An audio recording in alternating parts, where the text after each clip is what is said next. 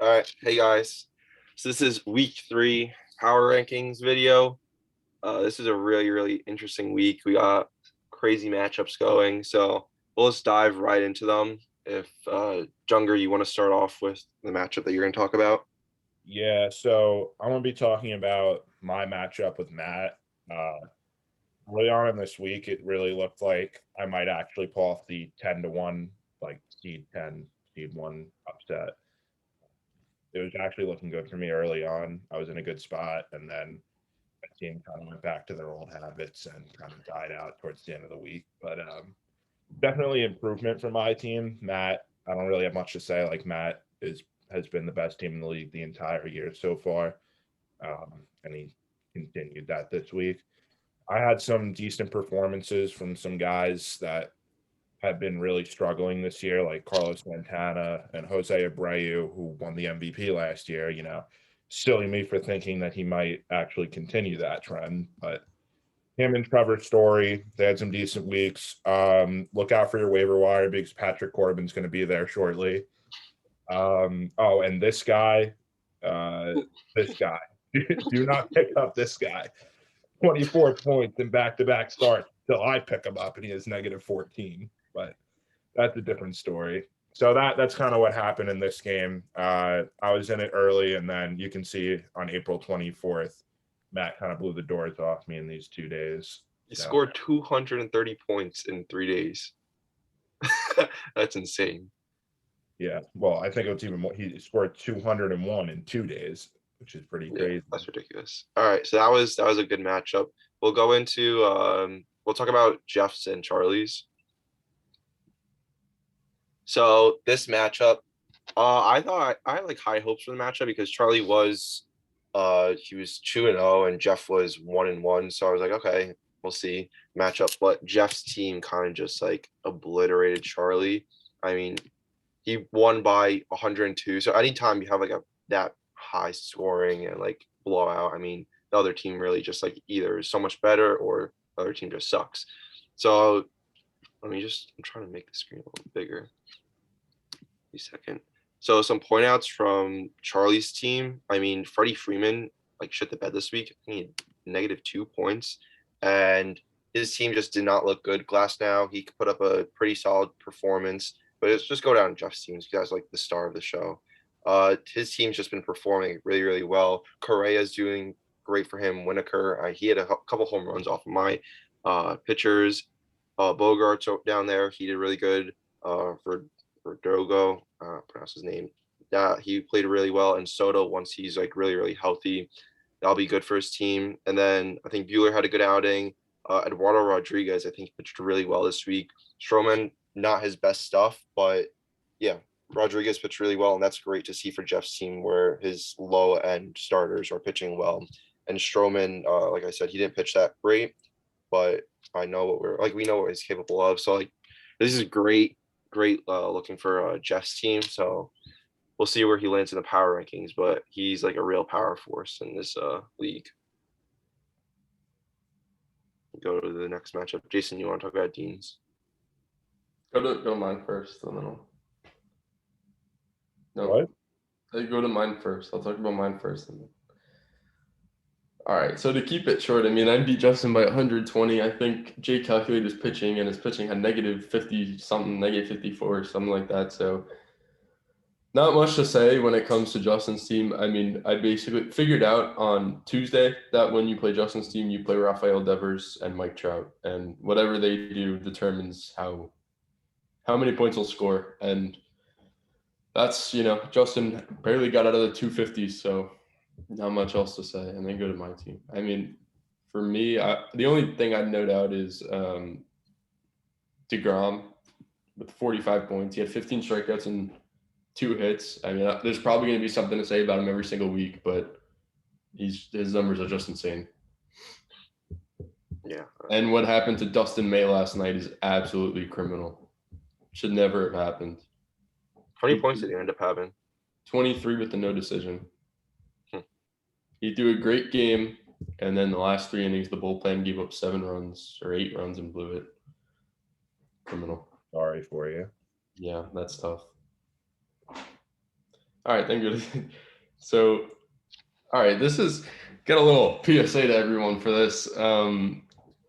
I just want to address the emergency press conferences that have been happening. You know, I've heard Dean a lot in football say, "Don't talk to me unless you got a ring. Don't talk unless your name's on the trophy." All stuff like that. And then he comes out and makes an emergency press conference to me, who has more championships than years he's been in the league. So go figure that, right? I got 3 championships and he's got 2 years in the league or 1 year in the league. And this kid's putting up 260 points. Then he talks about grit. He loves talking about grit. What did we see this week? His team put up 260 points. Is that grit? No. MVP. He talks about Julius Randle being the MVP of the Knicks because if Julius Randle does not play, the Knicks will lose. And what did we see this week? Dean's MVP is Ronald Acuna. Ronald Acuna got 0 points the entire week, and Dean's team couldn't even break 300. Couldn't even break 261. Okay? So Dean's team does not have grit, and it does not have an MVP. Ronald Acuna sitting out until Friday and then over the weekend scoring 0 points, I wouldn't call that gritty either. Being a pussy. That it? That's just this matchup. Yeah, that's the end of my rant. So basically, don't talk to me unless you have 3 rings. Do you want to talk about James's team at all? How he played? I think we're good on that matchup. All right, fine. All right. The matchup of the week. I'm gonna start slow and steady. All right, going into this, there's a lot of shit talking going on between me and Kraken, and that's Lord Stein, by the way. Lord Sam Stein, my bad. And coming out of the gate, my team looked strong. I mean, he started off with a hot -16 from Joe Ross, and I was getting excited. I was only down by 5 points here. He had 2 pitchers go, I had nothing. Then going into the next couple of days, I outscored him, as you could see. I outscored him by 30 the first day, then like 12 the second day, then 5 the second day. So I was going into the Friday, Saturday, Sunday with a pretty solid lead. And then Friday, like even amount of points. And then Saturday, I put up a good amount of points. So going to Sunday at a 59-point lead, he had 8 pitchers pitch already. So did I. So I had 59 points more than him, and we had the even amount of pitchers. He had 4 pitchers going, and I had 2. And his pitchers, you guys can check, decided to go off. And there's the thing. I'm happy with my team because my team played great, and they put up good amount of points. I think this is like 5th highest points this week. The thing about Sam's team is his team played like shit the whole week. You could check his hitting. Hitting did shit. He even talked about it. His hitting did shit. The only people that really played well for him were his 4 random ass starters that he picked up on Sunday. So I'll give it to him. He played the waiver wire, and that's what you gotta do in fantasy. That's how you win. That's why he's won before. You gotta play, and he outwitted me. We're gonna quote Junger with the Survivor right there. He outwitted me. He outplayed me, and he outlasted me. But his team played like horseshit. You could look at his hitters. I don't think they played that well. I know my hitters played well. My pitching, on the other hand, anyone want Luis Castillo, I'll trade you for a fucking Kit Kat bar. He's fucking ass. So, yeah, that's that. He beat me. A really close matchup. For anyone that wasn't paying attention, I was down by 5 going into the last game, and he had Melanson. I had Hosmer. And I wasn't checking. I was like, I'm gonna fucking lose. My phone's gonna blow up from him.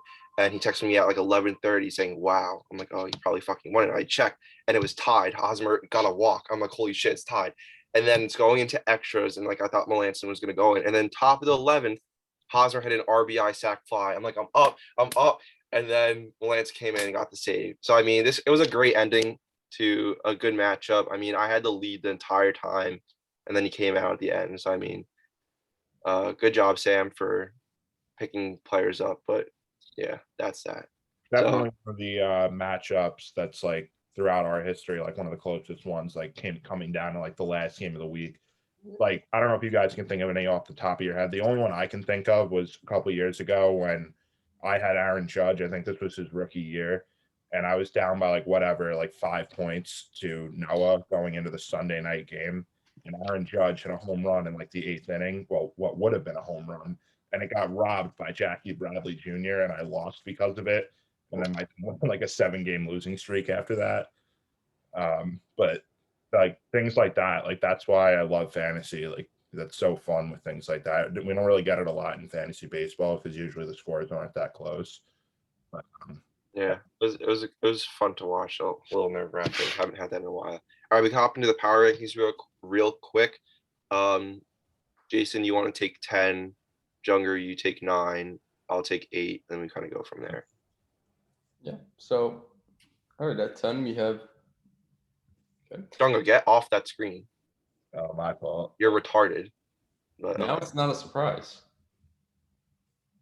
he's kind of brain dead if no one realized. But so Alright, Jason, What's wrong with that? well then what's the point of going from? Okay, Jason, just talk about it. All right, so at 10 we have Dean. No surprises here. His team has no grit and they suck. He's down from 8 and he's 0-3 and has 1,006 points. Not much else to say, I guess. I kind of went through his team already. Yeah, Junger, you want to go to the teams while we're talking? God. I'm sorry. Like, What are you doing? I'm looking at the power rankings on my phone. Yeah, but go to the team, remember? Give someone else screen share. Well, should I go to Dean or should I go to number 9? Go to number 9. All right, number 9 is me. I'm up. Shit, feel 11. I'm up 1 spot from number 10 last week. I am also 0-3. Me and Dean are the only 0-3 teams. I have 991 points on the season. My team is heading in the right direction. Dean's is heading in the wrong direction. That's why I'm the 1 spot ahead of him this week. Not much to say. My team kind of sucks, but at least they have grit, unlike someone. All right. So Junger's the 9th seed. He moved up from 10. Dean is the 10th seed. He moved down 2 spots. So now at the number 8 seed, you could go, Junger. Yeah.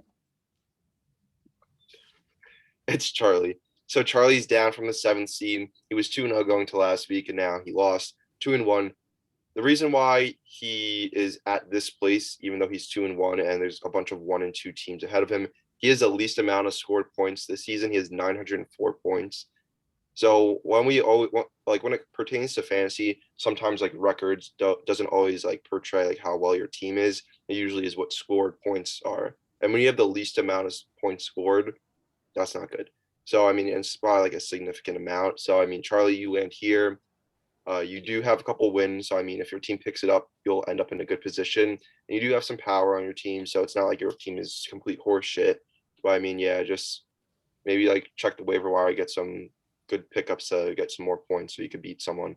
But I mean, you're playing me this week, so I mean, we should have a good matchup because, yeah, that's that. So Charlie's coming in at 8. He's moving down from the 7th spot. Jason, you could attack number At 7. 7 we have James. All right, James is he actually moved up 2 spots from 9. He got his first win this week. That was huge, picking up his first win. I think there's only Junger too. All right, so there's 2 0-3 teams left, but James picking up his first win is huge. Him having Tatis back is huge. Tatis kind of went off against the Dodgers the entire series. I don't know how many home runs he had, but it was quite a bit. Ohtani too is averaging over 5 still, so that's pretty good. Yeah. All right. How much to say? No, it's fine. I mean, we basically talked about everyone's team already. Hop into 6, Junger. Yeah. Number 6 is moving down 3 spots from number 3 last week. It is Jash. Jash is 1-2 on the year. He's got 1,108 points on the year. His 1 win came against me, so that's why it says it's 0-2 in week because it was in week 1 on that wonderful app that shall not be named. So Jash's team, like obviously we already talked about it a little bit, but it's a very middle of the pack team, hence why he's number 6. The only debate we had was between him and Jake. Jake thought he should be number 5, and we all kind of agreed with him. Sorry to spoil who's number 5, but that's about that. Secrecy. Okay, so at 6 we have Jash, 7 James, 8 Charlie, 9 Junger, 10 Dean. So then number 5 we have Potato, stupid Pachado, or whatever Sam said. So I'm moving up I felt like I played really well this week. I think it was a team effort loss. So I am 1-2, and I have 1,125 points on the season. So I am injury prone right now. I mean, if you scroll down a little bit, I got my number one pick on the IL still, Segura, who's been playing better, and Kel Marte, who's a top like 8 second baseman. And I have Lance Lynn, like one of my aces on the I put your ace in. Lance Lynn on the IL. So I mean, I do have some injuries, but my team is very good. I mean, I do have like great pitching, and my hitting is good. So that's why I'm putting myself at 5. I did lose, so can't move myself up that much, but I think my team did play well. And I don't think you could argue from that. I think I have the 5th most points in the league, so it's kind of deserving for where I am. So number 5 is me. Jason, you want to attack number 4? No, I'll do 3. Someone else do 4. All right, I'll do 4, I guess. No, I got this one. You got him? I got this one. So number 4 is Lord Stein. Salute Hitler. Commissioner Kraken over here. I'm not really sure if that's supposed to be like a Gary Sanchez reference or just, I don't know, maybe something else. Part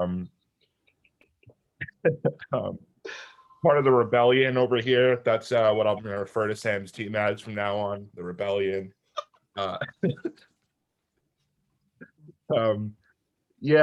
Sam, obviously, we talked about that great win he had over Jake. His team, as Dean would say, has grit. Yeah. I mean, his waiver wire had grit. I mean, Max Free going down and averaging a hot -4 on the year definitely isn't going to help. So Sam has been probably GM of the year so far, with a lot of great waiver pickups. And Corbin Burns, also a great player, and he's really good in Diamond Dynasty and might get a diamond card at one point if you guys play that and want to pick him up. So yeah, that's us. That's Lord Stein's team. All right, so at 3 we have Jeff. Yeah, Jeff. Woo! Jeffrey, again, I fought for you. No, you didn't fight for shit. I had him there. I had him there from the very beginning. We all had the same rank. Jeffrey, don't listen to them. I fought for you. Shut up. Jeff, Jason and I put you there. Junger didn't do shit. Jeff's up 2 spots from 5. Jeff seems fucking killing it right now. Yeah, Jeff's playing pretty well, but it is worth noting that there's a 130-point difference from me to Jeff and nearly 200 from Jeff to Matt. So that just goes to show like how big of a gap there is between the first 2 teams and everyone else. But as far as Jeff's team goes, I love Joey Wendell just because, he's on the Rays. Watch him almost every single night. It's pretty good. Like him. Keep moving. I love the pickup of Ty France that you had the other day. I was watching him the other day. I didn't think anyone else really knew about him, but I guess he's on Jeff's team now. It's because he watches Tim's videos, probably. Yeah, it was definitely Tim's helping him. Jeff took a dive into Tim's deep sleepers for that one. Soto being hurt, I don't know anything about that, but your team still played really well with him hurt. So again, it just goes to show how good Jeff's team is. And pitching looks pretty good. Engine Root had a glute strain yesterday and got pulled. So hopefully the pain in his ass is better. I don't know. All right. Anyway, on to 2. Jason, you want to talk about yourself, and I'll talk about number 1. Yeah. All right. So I'm number 2. 1 and 2 stayed the same. Can you go to my team? Yeah. Cameraman, pick it up. Yeah. Guys, listen. Yeah, I'm not even gonna say it. It's not my team.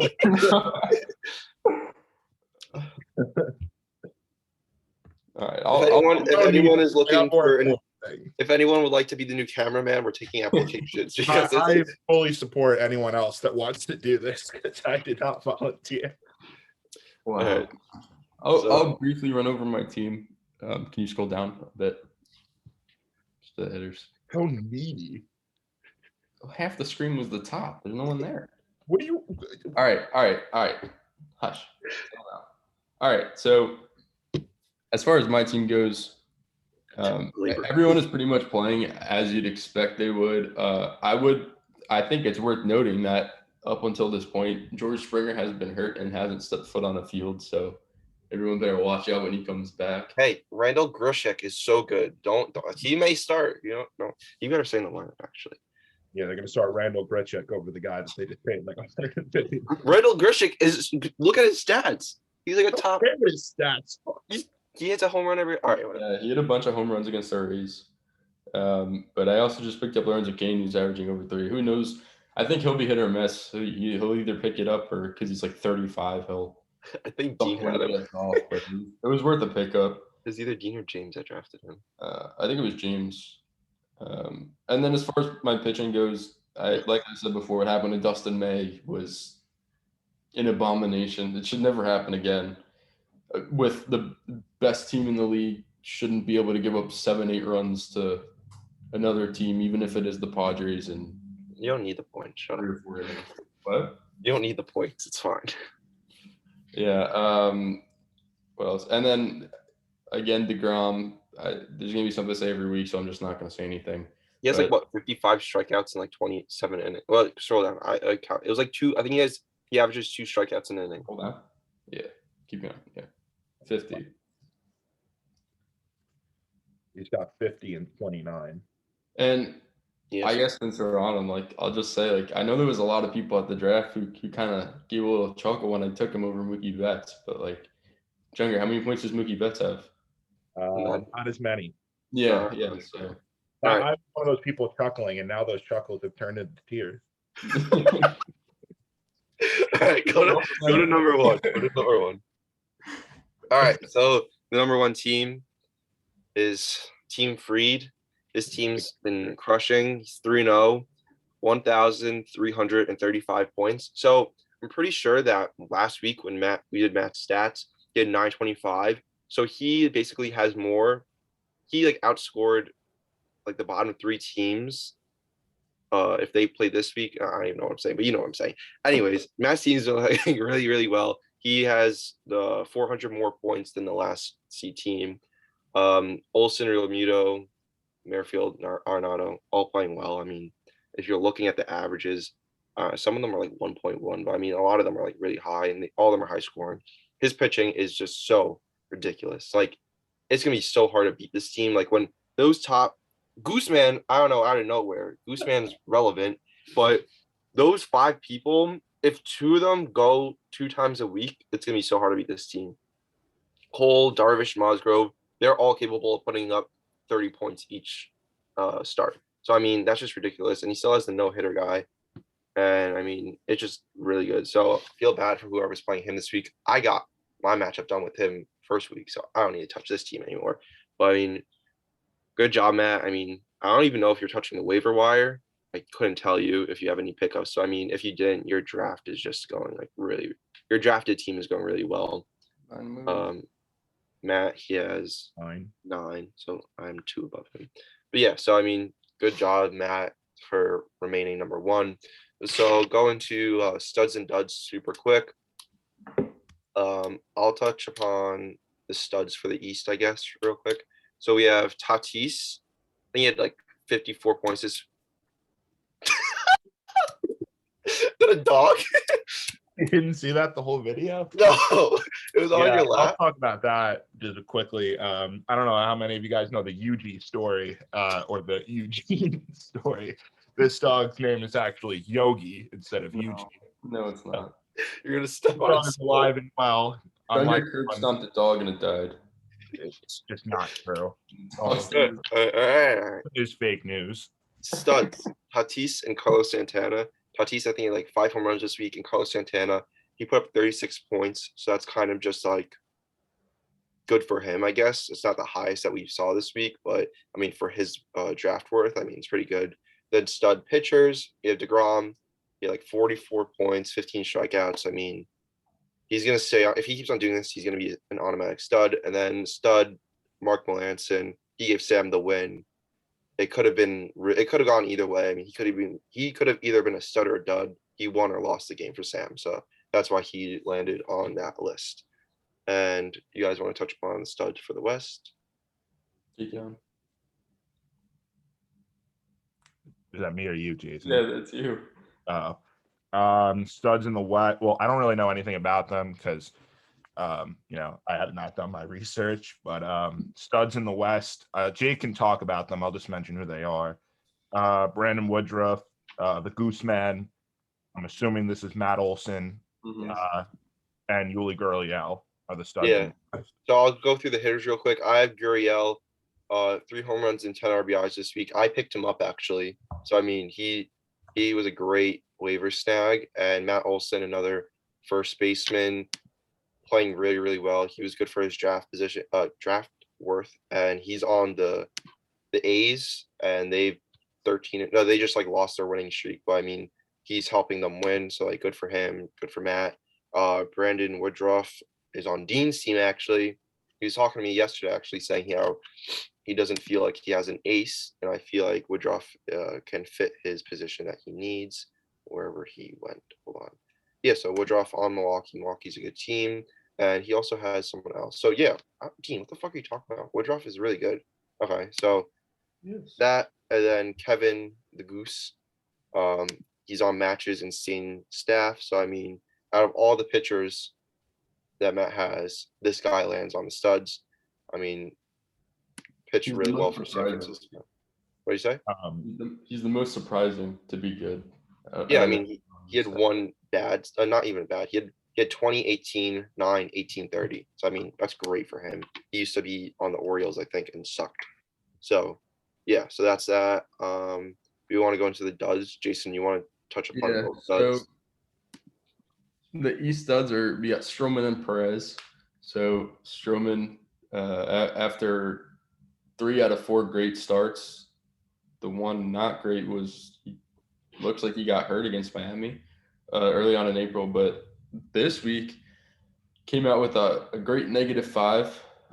4 innings, 8 hits, 4 runs, and 4 strikeouts is not something he's normally pitched like this season. So yeah, who knows what happened, if anything, because it was against Washington. It wasn't against like one of these powerhouses like San Diego or, I mean, even Philly in their division. But